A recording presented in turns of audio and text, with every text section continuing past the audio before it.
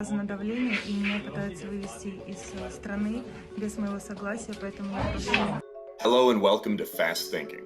My name is Doug Klain. I'm a program assistant with the Atlantic Council's Eurasia Center. And today, we're zeroing in on Belarus and the Olympics. On Sunday, August 1st, Alyaksandr Lukashenka's regime tried and failed to force one of its own Olympic sprinters, Krystsina Tsimanouskaya, to quit the Olympics early for publicly criticizing her coaches.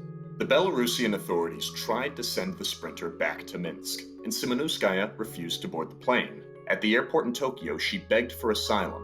Olympic officials stepped in to ensure her safety, and Poland has now granted her a humanitarian visa. However, the Belarusian government's violent authoritarianism has spilled out of the country before, with the brazen kidnapping and jailing of dissident journalist Roman Protasevich on May 23rd. The morning of August 3rd, Vitaly Shishov, a Belarusian activist, was found hanged in Kiev as well. So on this episode of Fast Thinking, we're asking, why is Lukashenko doing this now? And what's next for the authoritarian regime in Belarus?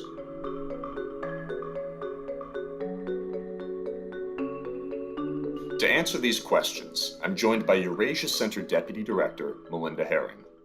Melinda, good to see you. Great to be here with you this morning, Doug. So let's dig right into it. Why is Lukashenko doing this now? Why was Krystsina Tsimanouskaya attempted to be taken in Tokyo? So Lukashenko overreacted, and Lukashenko is brilliant at overreacting. This athlete, Krystsina Tsimanouskaya, is not political. When you read her statement, she wrote a message on Instagram, and she said, "I fear for my safety." She has never supported the democratic movement in Belarus, and she has not supported the government. So she's maintained that a very hard middle that's very hard to maintain in a country where there's a big political crisis. Her husband said yesterday on TV, "We're just athletes. All we want to do is compete." So Lukashenko is very thin-skinned right now because we are days away from the one-year anniversary of the elections that he stole last year, and a subsequent democratic movement came to the streets and has been pressuring him to step down, right? That's one factor. The second factor is that Svetlana Tikhanovskaya, the Democratic leader of Belarus, just came to Washington. And she met President Biden. She got that photo up, and she met all of Washington. And she was the it girl for about 2 weeks. And she was in all the major newspapers. So I think Lukashenko feels very, very vulnerable right now. That anniversary is coming up, and he needed to get some points on the board, and he can't stand criticism. He's very thin-skinned. And in the past, Lukashenko and his regime have overreacted, and they've kicked other Olympic athletes out when they were too political. So these are all the factors, I think, that caused the regime to send her back to Minsk early. On the morning of August 3rd, as we mentioned, Vitaly Shishov, a Belarusian activist in Ukraine, was found hanged in a park. Is that a message being sent to Belarusians around the world that no matter where you go, you are not safe? Alyaksandr Lukashenko doesn't respect international rules or the international norms. So you mentioned, Doug, that he had a plane, a commercial plane, grounded on back in May, and the plane was going from Greece to Lithuania.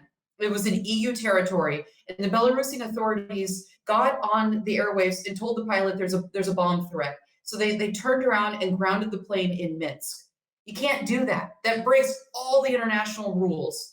And there was no evidence, but the pilot had to take care of the people. They took Roman Protasevich off the plane and threw Roman and his girlfriend into jail.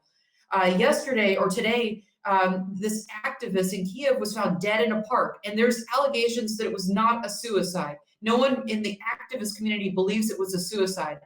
We know that, look, Ukraine is a changing society, but there is penetration of security services from Russia. I don't know about Belarus, but we know that the Russians and the Belarusians work together. So it's entirely possible that this activist did not commit suicide, and that he was murdered for his activity. He was running a house that helped activists in Kiev.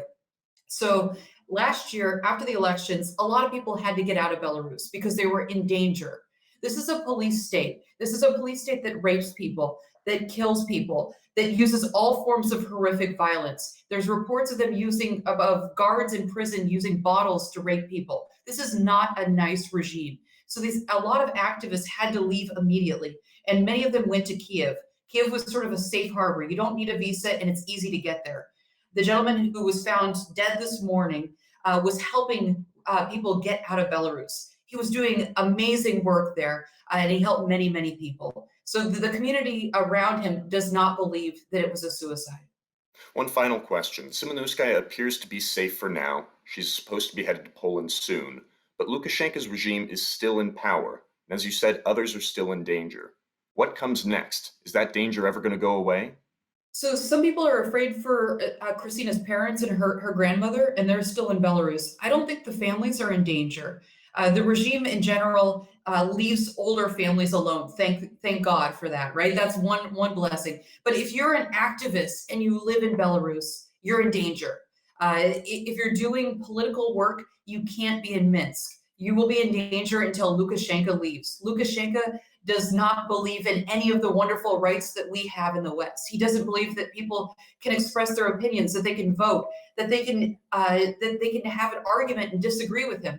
So yes, all of these people are in danger until Lukashenko leaves. But you know what? Lukashenko still controls the guns. Even if you look at a lot of people want to look at public opinion and say, okay, look, he's not that popular. It's about 20 to 30% of the country that still approves of him. Sure, Lukashenko controls the security services, and the security services there are very strong, and there have not been enough defections from the security services. So hold your champagne, Doug. It's not time to celebrate the end of Lukashenko's regime yet. It's brittle, and there's cracks, but it's not game over. You're right, Melinda. It's not game over. As you said before, we are only days away from the one-year anniversary of the fraudulent election that launched this current crisis in Belarus. To learn more, subscribe to the Atlantic Council's Belarus Alert newsletter. You can find the link for that below. I'm Doug Klain for Fast Thinking. Melinda Haring, thank you for joining us. We'll see you next time.